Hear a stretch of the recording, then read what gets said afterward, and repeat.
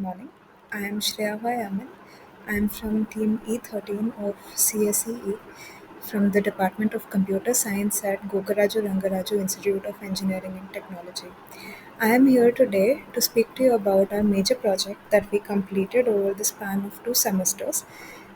It is called Early Detection of Autism Spectrum Disorder, and we completed this under the guidance of G. Satish sir. My other teammates are Akansha Varala, Grishma Bellari, and Alekhya Javalkar. Let me start you with our abstract for the project. The complicated neurodevelopmental illness known as autism spectrum disorder affects social interaction, communication, behavior, and is characterized by a wide range of symptoms. Early ASD diagnosis is essential for starting prompt therapies and improving long term outcomes for those who are affected. This abstract emphasizes how important early detection techniques and tools are in the setting of ASD.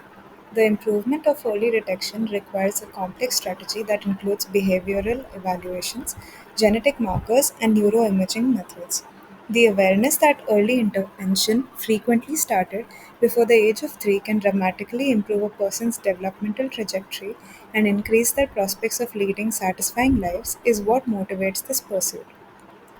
Despite improvements in research and diagnostic standards, barriers to universal early detection still exist, including unequal access to screening and a need for increased awareness among medical professionals and carers.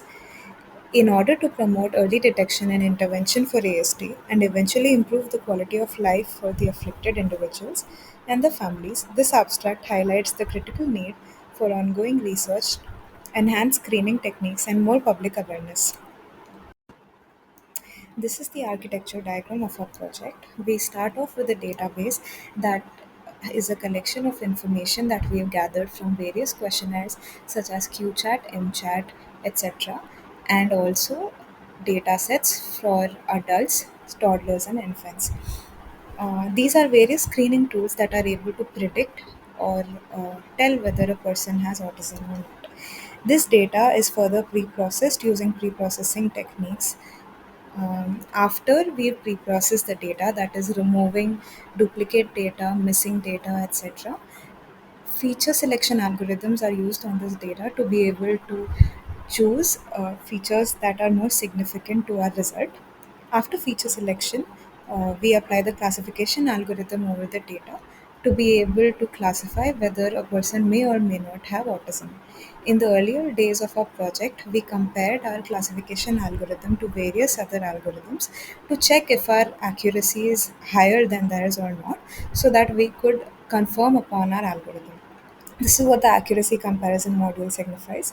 Further, we have visualized our model, we have checked for accuracy, we've checked for precision, and that is what the model validation module signifies. Finally, our results are displayed on our website, that is our GUI or the graphical user interface. All of this I will show you in the coming slides. This is our GUI or the website that we've created using all of this information. The GUI contains various fields where the caretakers or the parents are supposed to fill in answers. Based on these answers, our model is able to classify whether a toddler may or may not be autistic. This is again a part of our GUI. These are two different results that we can get on our website. Here comes the result analysis. This interface allows users to input various behavioral and demographic details about a child and receive a prediction of whether the child is likely autistic based on the model's analysis. Here are a few potential scenarios. When the inputs are mostly ones for the behavioral questions indicating symptoms, the output message is more likely to be that the person is autistic.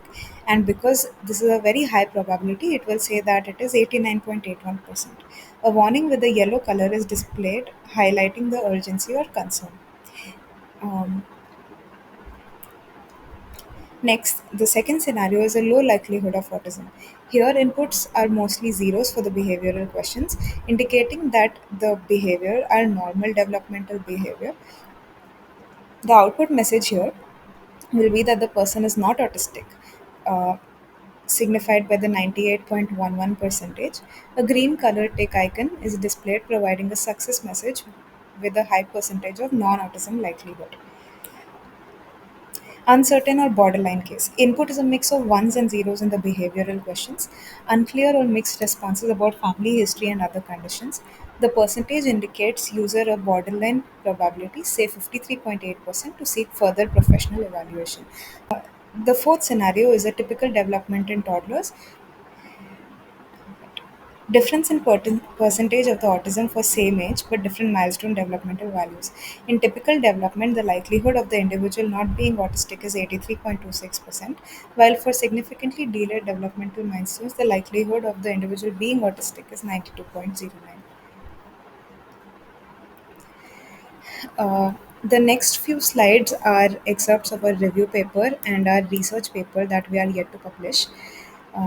Coming to the conclusion, in summary, the conducted research emphasizes how crucial early detection is for diagnosing and treating autism spectrum disorder. This investigation confirms the practicality and importance of early detection for successful intervention strategies by thoroughly analyzing and investigating a range of screening techniques and diagnostic instruments. The results highlight the necessity of multifaceted strategies that incorporate behavioral, genetic, and neurodevelopmental variables in order to accurately and promptly detect the condition. Additionally, this investigation highlights how important it is for educators, caregivers, and healthcare professionals to be more aware of the early symptoms and indicators of ASD. For those on the spectrum, prompt treatments and specialized therapy can greatly enhance results, highlighting the significance of early discovery as the cornerstone of ASD management. To improve currently available tools and create fresh strategies that enable even earlier diagnosis and intervention, it is imperative to recognize the continuous need for more study and cooperation. In order to overcome potential barriers to screening and intervention services, cultural and socio-economic considerations must be taken into account. Ultimately, by highlighting the critical role that early detection plays in enabling timely and tailored interventions and fostering greater understanding, acceptance, and support for those on the spectrum, the insights gained from this project contribute to the collective efforts aimed at improving the quality of life for individuals with ASD. These are a few snapshots of our code that we have used to implement our project. I will show you a working of this and finally our GUI in the next few minutes. This is our main.py file of our project, which we have used to train our model and also to create the GUI, that is our website where parents will be able to enter in values and figure out whether a person is autistic or not.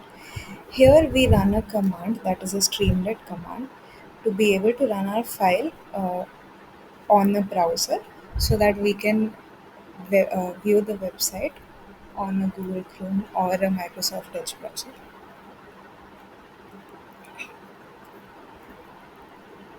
The program is now running. It will take a few seconds to load and then I'll be able to show you how our GUI looks like. Early detection of autism spectrum disorder. We start by asking the parents to mention 0 for yes and 1 for no. And we go on with a few behavioral developmental questions that the parent or the caregiver has to answer using zeros or ones as mentioned. And these values will be used to calculate whether autism is prevalent or not in the toddler. Um, Using the autism screening button, we will get the result saying that the person is not autistic and the probability of him not being autistic. Thank you, that's all.